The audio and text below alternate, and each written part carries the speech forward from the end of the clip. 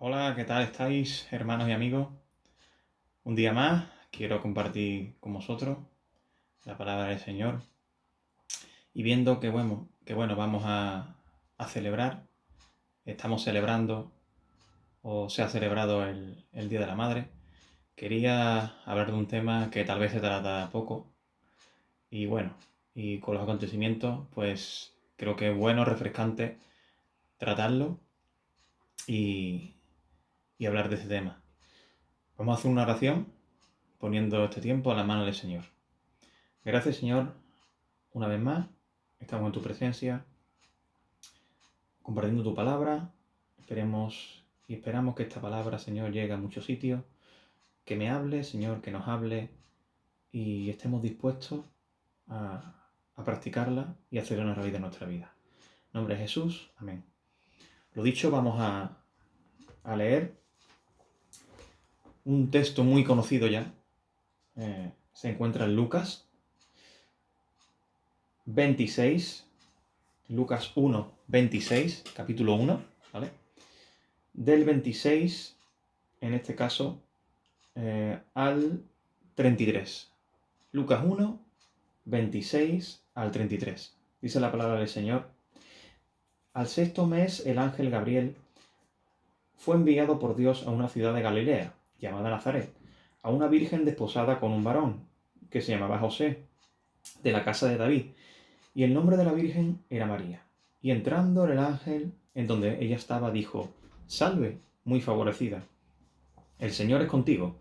Bendita tú entre las mujeres. Mas ella, cuando le vio, se turbó por sus palabras y pensaba qué salutación sería esa. Entonces el ángel le dijo: María, no temas, porque has hallado gracia delante de Dios. Y ahora concebirás en tu vientre y darás a luz un hijo, y llamarás su nombre Jesús. Este será grande y será llamado Hijo del Altísimo, y el Señor Dios le dará el trono de David su padre. Y reinará sobre la casa de Jacob para siempre, y su reino no tendrá fin. Pues lo comentado, quiero compartir con vosotros este texto. Sobre todo centrarme en el versículo 28, que dice: Y entrando el ángel en donde ella estaba, dijo: Salve, muy favorecida, el Señor es contigo, bendita tú entre las mujeres. Y vemos, ¿no?, como aquí una madre, digamos, tal vez la madre más importante eh, del mundo, que fue la privilegiada en traernos a nuestro Salvador, a nuestro Señor y a quien nos dio la vida. Qué tremendo privilegio de poder tener al Señor, ¿no? Y es digno de reconocer. Por lo tanto, vamos a ver la verdadera, la original y la correcta posición que tiene María en la palabra, ¿no? En la Biblia, ¿no? Y es presentada por el ángel Gabriel, él mismo se acerca a ella. Este ser, ¿no?, este ángel que había sido enviado del cielo y había recibido instrucciones expresas del Señor en cuanto a lo que tenía que decir, cómo tenía que saludar a la madre, ¿no?, de Jesús, ¿no? Estaba ante ella, ¿no? Y cuando se presentó, vemos que no le adoró, ni rendió adoración, no oró a ella, sino fue para anunciarle, con un propósito: anunciar ese maravilloso acontecimiento que iba a ocurrir, y la saludó de una manera adecuada, ¿no? Entonces le dijo: Salve, muy favorecida, el Señor es contigo, bendita tú entre las mujeres. Hay quien la ha cambiado por un simple Ave María. Sin embargo, no es lo que nos dice el texto, ¿no? No se está adorando ni intentando transmitir una súplica, simplemente se está saludando de una manera, pues, importante, ¿no? Exclamativa. Imaginaos, ¿no?, ese personaje, ¿no? Ese ángel que viene del cielo, imponente, bonito, seguro, precioso, no sabemos, ¿no? Imaginamos tal vez una luz hermosa. Y iba a tener una conversación con la persona que el Señor había escogido para ser la madre del Salvador nuestro. Pero en ningún momento vemos que la adora, en ningún momento vemos que ruega a ella, ni le pide algo, nada. Es simple, ¿no? Sin embargo, sí vemos adoración al Señor Jesús. Por ejemplo, cuando vemos que todos los ángeles adoraron al Señor, al Cristo resucitado, pero en ninguna parte vemos adoración a ninguna persona, a ningún ser que esté aprobado por el Señor, súplica o ningún hombre, ninguna mujer. Por ejemplo, Lucas 2, del 10 al 14 dice, cuando estaban los pastores en el campo, ¿no? Y estaban ahí sorprendidos, ¿no? Lo que había pasado. Dice, no temáis porque aquí os doy nueva de gran gozo, que será para todo el pueblo, que os ha nacido hoy en la ciudad de David un Salvador, que es Cristo el Señor. Esto os servirá de señal. Hallaréis al niño envuelto en pañales, acostado en un pesebre. Y repentinamente apareció con el ángel una multitud de huestes celestiales, que alababan a Dios y decían, gloria a Dios en las alturas y en la tierra paz, buena voluntad para con los hombres. O incluso los magos, ¿no? En Mateo 2.2 habla de lo que dijeron los magos. Dice, porque su estrella hemos visto y venimos a adorarle. Por lo tanto, solamente, exclusivamente, Dios es digno de adoración. La palabra salve, la que utiliza en este caso el ángel, ¿no? Significa, del griego chairo, que significa es gozo. O sea, una palabra alegre, efusiva, con ganas, ¿no? Estaba anunciándose una noticia, la noticia más increíble del mundo. O sea, gozo a ti significa, está hablando, ¿no? De alegría. No es una oración, sino un saludo lleno de alegría. Era algo que iba a producirle gozo en ella, iba a alegrarle, iba a darle felicidad. Así que es lo que tenemos claro, ¿no? Cómo está dirigiéndose el ángel a María. No ora a ella, ni la trata como una diosa, como alguien, digamos, fuera de lo común. Por lo tanto, primer punto, vemos que no le habla a ella para adorarla. En ninguna parte de la palabra del Nuevo Testamento se incluye o se hace referencia a María como pensamiento, como decisión de adorarla, objeto de adoración. Y parece ser que este saludo, ¿no? Se hizo para que nosotros estudiáramos, lo viéramos y examináramos. Y verdaderamente no es más que otra persona, que otra mujer cualquiera que ha sido salvada por gracia, pero sí con un gran honor. Y eso hay que señalarlo, ¿no? Ser la madre de Jesús. Vemos, de hecho, el canto que eleva María, que ella misma dice de sí misma, ¿no? De esa alegría, cuando va a ver a Elizabeth, su prima, la cual, en este caso, ella está hablando y dice que adora a Jesús en su vientre. De hecho, que cuando escucha la voz del Señor, vemos que Juan en el vientre de Elizabeth salta, ¿no? De alegría, ¿no? Entonces, ella va como una humilde adoradora que expresa su devoción, pero no demanda adoración como la reina del cielo. Vemos en el capítulo 1, como hemos comentado, de Lucas, lo que se conoce como el Magnificat, del 46 al 47, o como lo conocen. Dice María, engrandece mi alma al Señor, y mi espíritu se regocija en Dios, mi Salvador. ¡Wow! Mi espíritu se alegra, se regocija en Dios, mi Salvador. Vemos ahí, en la humanidad, lo que expresa y esa necesidad de la propia María de necesitar un Salvador. Necesitar a alguien que verdaderamente la salve. Mi Salvador. María es el instrumento humano. Es la persona que el Señor toma y elige para que a través del Espíritu Santo tenga al Señor Jesús, albergue a nuestro Señor, ¿no? Verdaderamente siempre ha sido víctima, ¿no? Ella de tal vez y de ese oscurantismo, de esa tal vez no entendimiento, ¿no? De este personaje, ¿no? Tan importante, ¿no? Tal vez el prejuicio, ignorancia, esa falta de conocimiento ha jugado muy malas pasadas, ¿no? De hecho, es importante también, y vemos, ¿no? Imaginar, ¿no?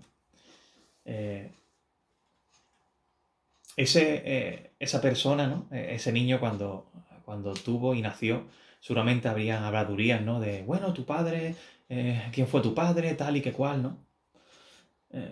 Y se ha calumniado mucho, ¿no? De hecho, vemos algunos ejemplos que vamos a ver ahora en la palabra del Señor. Y vemos, por ejemplo, que en el Talmud judío se habla contra María como si hubiera tenido un amante, ¿no? De hecho, como un soldado que fue un soldado romano, ¿no? Se conoce hasta el nombre Pantera, que fue, digamos, Jesús, hizo a Jesús bastardo porque tuvo un desliz con María, ¿no? Algo totalmente infundado que se hace para desprestigiar, ¿no? la palabra del Señor, ¿no? En ese pueblo tan pequeñito, ¿no? Nazaret, allí, y Belén, seguramente se habló, y de hecho, ahora vamos a ver los ejemplos, ¿no? Incluso José, ¿no? Como tal vez hombre recto, bueno, cuando se enteró de que María estaba embarazada, quiso dejarla en secreto para no difamarla, para no provocar más males mayores, ¿no? Sabemos que la paga en ese momento no judía era apedreamiento, ¿no? De fornicación o de adulterio. Dice la palabra del Señor, Mateo 1,19, José su marido, como era justo y no quería infamarla, quiso dejarla secretamente. Y dice, bueno, me ha fallado esta mujer, ¿no? Creyó en el principio y bueno, voy a dejarla en secreto para que no le pase nada, ¿no? Sin embargo, María es inocente, ella no había hecho nada. Y fue cuando se presentó, ¿no? Y tal vez pensamos, ¿no? Que si hubiera sido María la misma que le hubiera dicho, pero es que yo no he hecho nada. Posiblemente José no lo hubiera creído. Y fue a través de la acción divina, ¿no? Que fue un ángel, se le presentó a José y le dijo, José, hijo de David, no tengas recelo de recibir a María tu mujer, porque lo que ella ha engendrado del Espíritu Santo es, y darás a luz un hijo, y le llamarás Jesús, porque él salvará a su pueblo de sus pecados. Y de esta manera fue que se le comunicó a José, ¿no? De que no temiera, que María era una persona recta, que no había fallado y no había pecado, ¿no? En esa manera, ¿no? De haber sido infiel a José. Y fue cuando cambió, ¿no? La opinión de José. A través del mismo ángel, el mismo Señor fue el que le dijo que María no había cometido ningún error. Entonces, vemos ese mensaje del Señor y él creyó plenamente la palabra del ángel, ¿no? Y se casó con ella, ¿no? Y ya esperamos al nacimiento de Jesús, ¿no? Y de esta manera vemos que la palabra del Señor niega cualquier calumnia judía en cuanto a María y constata y declara ese nacimiento virginal, ¿no? De Jesús, ¿no? Ya Jesús, en este caso José, no tuvo ninguna duda más ni se ve en ningún lado, ¿no? Por lo tanto, definimos ahí esa rectitud del carácter de María. También los diferentes evangelios no se complementan, añaden algo más a la historia, ¿no? Del principio, ¿no? De cómo María, José y Jesús llega a la tierra, ¿no? Y todo apoya ese nacimiento virginal y pureza del carácter de María. De hecho, es importante, ¿no? Ese matiz. Cuando en la fiesta de los tabernáculos los fariseos le preguntan a Jesús y le dicen, bueno, ¿dónde está tu padre? cuando él está hablando de que él hace lo que su padre dice. Como un poco de rintintín, ¿no? Y diciendo, bueno, ¿dónde está tu padre? Como diciendo, no sabemos quién fue. Ya estaban ahí dudando, sabía que ya se había hablado, ¿no? Anteriormente. O incluso, aún más fuerte, seguramente el versículo de Juan, también 8:41, os invito a que lo busquéis, dice, los fariseos, ¿no? Y les sueltan, nosotros no somos hijos de fornicación. Tal vez era haciendo referencia a eso, ¿no? A que, bueno, tú ni sabes quién es tu padre, ¿no? Pero sabemos que José fue su padre terrenal, que lo cuidó, pero sabemos que él viene de lo alto, ¿no? Viene de arriba, ¿no? Es hijo de Dios, ¿no? Sin pecado, digno de morir por nosotros y limpiarnos de toda maldad. Por lo tanto, vemos que la experiencia de María que tenía con el Señor no estaba basado. De hecho, vemos que María era judía y ella había adorado al Señor. Vemos en cómo se expresa, cómo habla, que ella conocía la palabra del Señor y tenía presente y la había estudiado como buena judía. De hecho, Lucas relata la historia más completa, el fragmento más completa de cómo María llegó a tener a Jesús, ¿no?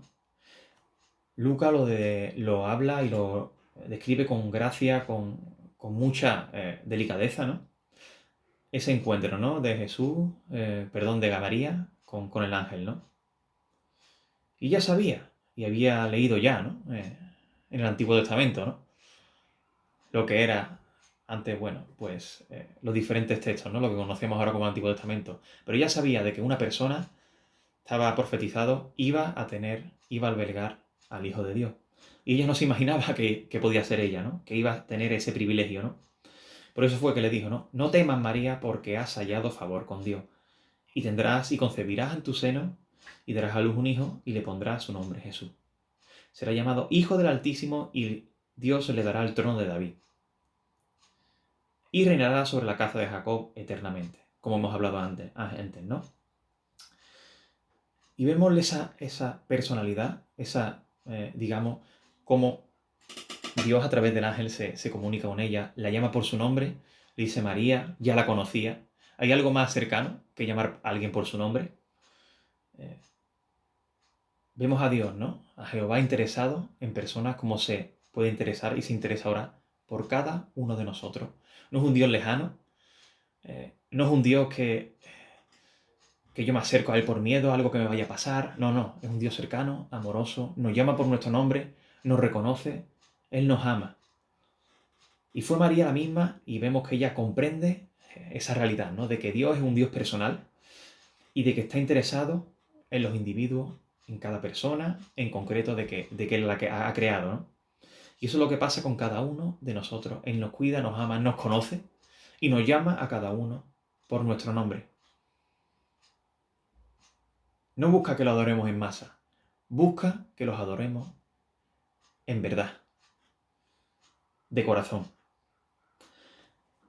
Y es bueno, ¿no? A lo que se llega, ¿no? A ese error, por desgracia, de la adoración de María, que al final es un invento, por desgracia, un invento humano, ¿no? Posiblemente de esa, digamos, pues bueno, anhelo, de ese ímpetu de dar, pues, demasiada importancia al hecho de la maternidad, que no es algo, ni mucho menos, ¿no? de valorar, no es algo precioso, ¿no? Y hay que valorarlo, pero no deformarlo, como se puede hacer. Por lo tanto, sabemos que no, que la importancia, las consecuencias de la maternidad es algo importante, sin embargo, no hay que extrapolarlo y darle una adoración divina, ya que quita todo ese protagonismo que verdaderamente y solamente Jesús lo tiene, ¿no? Y hace que la voluntad y la entrega de las personas hacia la persona, pues, equivocada, ¿no? Verdaderamente tenemos solamente una fuente de revelación, ni lo que digan los eruditos, ni lo que digan los teólogos, ni lo que digan ninguna persona, solamente la palabra del Señor. La Biblia es la única que nos puede hablar, que debemos apoyarnos y debemos estudiar, ¿no? El canon de la palabra sabemos que está cerrado, concluido, y expresa la verdadera voluntad de Dios, ¿no? La palabra del Señor lo dice en Hebreos 4:12, porque la Biblia, la palabra es viva, la palabra de Dios es viva, eficaz y más cortante que toda espada de dos filos, y penetra hasta partir el alma y el espíritu, las coyunturas y los tuétanos, y discierne los pensamientos y las intenciones de corazón. Solamente la palabra de Dios es autoridad. Nada ni nadie es autoridad. Y somos nosotros, los que conocemos la palabra del Señor, los que tenemos ese privilegio y sobre todo esa responsabilidad de transmitir la palabra de Dios como es, tal cual, sin interpretaciones erróneas y simplemente ceñirnos a lo que diga el texto. Entonces, sabemos que la doctrina es inalterable e incluso lo que es todo el mundo o lo que la gran mayoría de las personas o en masa crean, no significa que sea lo correcto. Simplemente debe pasar por el filtro de la palabra del Señor, ¿no? Y es lo que tal vez, bueno, se tiene, ¿no? La adoración de María, ¿no? Por desgracia, ¿no? Por lo tanto, hermanos, vemos una pequeña, ¿no? Un pequeño, quiero hablar de, bueno, parte de la Vulgata Latina que dice que sería María la que aplastaría la cabeza de Satanás, ¿no? A través de esa profecía, ¿no? Y sería la propia Virgen la que aplastaría. Sin embargo, vemos que es una tergiversación, ¿no? Tergiversación del texto, erróneo, ¿no? Sin profundizar mucho más, la verdad es que cuando dice, pondré enemistad ante ti la mujer, y entre tu simiente y la simiente tuya, y ella herirá o aplastará tu cabeza, y tú herirás el calcañar, ¿no? El talón, ¿no? Sabemos que eso es totalmente incierto. Verdaderamente, y en realidad, esas fases, ¿no? Esas diferentes adoraciones que se hacen, no están de acuerdo a la palabra del Señor. Y es verdad, porque cuando algo o alguien dice algo que está en contra de la palabra del Señor, eso queda invalidado. Por lo tanto, no podemos tener dos fuentes de inspiración, o diferentes libros, o gente que hable y diga algo contrario a la palabra de Dios. Eso queda anulado. Simplemente debemos ceñirlo a la palabra del Señor, ¿no? Que no adoraremos a nadie, nada más que a Él, y solamente Él es el mediador entre Dios y los hombres, Cristo hombre, el Señor hecho carne. No hay ningún mediador más. Entonces, vemos esa sombra, ¿no? Que tal vez y por desgracia le está haciendo María a nuestro Señor, ¿no? Al Hijo, al Salvador, ¿no?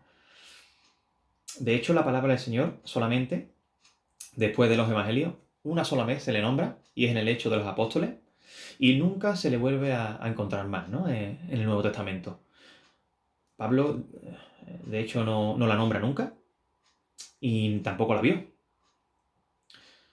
Es interesante, ¿no? Cuando vemos en los primeros versículos del capítulo 2 de Juan, cuando no había vino en las bodas, y se acercó la madre y dijo, pero es que no hay vino. Dice, faltando vino, la madre de Jesús le dijo, no tienen vino. Y Jesús le dijo, ¿qué tienes conmigo, mujer? Aún no ha venido mi hora. Y su madre dijo a los que le servían, haced todo lo que os dijere.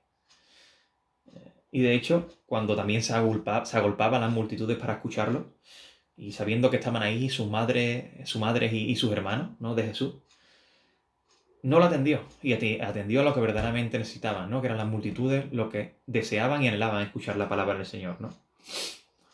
Y he escuchado muchas veces, ¿no? Que dicen, bueno, pero es que yo no adoro a María, no se adora a María, ella es que tuvo al Señor, es que la madre de Dios. No, la madre de Dios no, Dios no tuvo madre.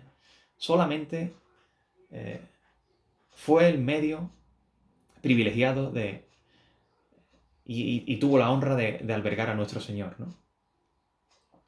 a Jesús hecho carne. Ya que cuando se ora o se reza a María, estamos declarando que ella tiene omnipresencia, que está en todos lados, y tiene omnisciencia, que todo lo sabe. Porque imaginemos las miles de ruegos, ¿no?, que se le puede estar haciendo a ella, a María. ¿Acaso si no tuviera características divinas, pudiera estar escuchando todas las oraciones? Por lo tanto, sí se le está dando características divinas, algo que es incorrecto, que no se encuentra apoyo en ninguna parte de la palabra, ¿no? Y ya concluyendo, sabemos que no debemos adorarla, ya que la propia palabra del Señor en ningún lado lo pone. Y aunque no tengamos que adorarla, como bien sabemos, que ella no es digna de adoración, sino solamente nuestro Señor, pero no debemos infravalorarla. Y tiene el respeto, ¿no?, que tiene cualquier persona, cualquier hijo de Dios. Y además fue ella, ¿no?, la que fue escogida, una persona humilde, recta, ante los ojos del Señor. Ella fue hallada en gracia, o sea, ella fue verdaderamente escogida y tuvo ese honor, ¿no?, de tener al Señor, ¿no?, y de albergar y tener y dar a luz, ¿no?, a nuestro Señor maravilloso, ¿no? Fue la más humilde de las mujeres y ella misma fue que ni ella misma se autoexaltó, ¿no? En alguna razón, vemos aquí en la palabra del Señor, dice, seré bendita entre todas las generaciones. O sea, todas las generaciones la nombrarán y la valorarán. Y es verdad, ¿no? Y tiene digno de nombramiento. Pero no el que algunas personas, por desgracia, y erróneamente tienen, ¿no? Ella fue bendita entre todas, escogida y favorecida, pero no elevada para adoración. Ya que ella fue bienaventurada en concebir en su cuerpo a Dios hecho carne, y por causa de él, nosotros ser santificados, ¿no? Por lo tanto, hermanos, amigos, sabemos que, al igual que una madre, y todos nosotros, somos dignos de valorar, somos dignos de tener en cuenta, pero solamente hay uno digno de adorar y de adoración. Este es Cristo Jesús, nuestro Señor. Y ya para terminar, sabemos que ella, ¿no?, fue tal vez la madre más noble que pudo haber, que nos trajo a nuestro Señor. Y fue un privilegio, ¿no?, tenerlo. Pero no descuidar, ¿no?, y ser ese objeto que por desgracia muchas veces lo es, ¿no? Y adorar y dándole características de Dios, cosas que no son. Por lo tanto, tiene su valor, pero más valor fue a quien tuvo, que es a nuestro Señor Jesucristo, quien murió por nosotros y nos dio la vida eterna. Nosotros, siendo pecadores, como dice Romano 3:23, por cuando todos han pecado estamos privados, estamos destituidos de la gloria de Dios. No merecemos, pero fue a través de la llegada de nuestro Señor, del sacrificio que hizo, somos dignos y ya podemos acercarnos al Señor. Y Dios muestra su amor para con nosotros, es que aún siendo pecadores, Cristo murió por nosotros. Solo Él es digno de adorar. Multitudes de versículos, multitudes de fragmentos alaban al Señor. Hay alabanzas al Señor. Ninguna a santos, ninguna a la madre, ninguna a hermanos, a padre, a nadie. Solamente Jesús fue quien vino a cumplir la palabra del Señor y fue el que vino a morir, a sacrificarse, a sufrir por nosotros. Y eso es lo que quiero dejar claro, ¿no? Que Jesús, Él es el único digno de adorar, ya que dio su vida por nosotros. Así que, hermanos, tengamos esto en cuenta, tengamos en digno valor a quien verdaderamente lo tiene, y no mezclemos diferentes conceptos. Hermanos, entendamos esto, transmitámoslo a todos con amor, en corrección, en humildad y en respeto sobre todo. Hermanos, que el Señor os bendiga. Esta es la palabra que quería hablar con vosotros. Muchas bendiciones y un abrazo en Cristo.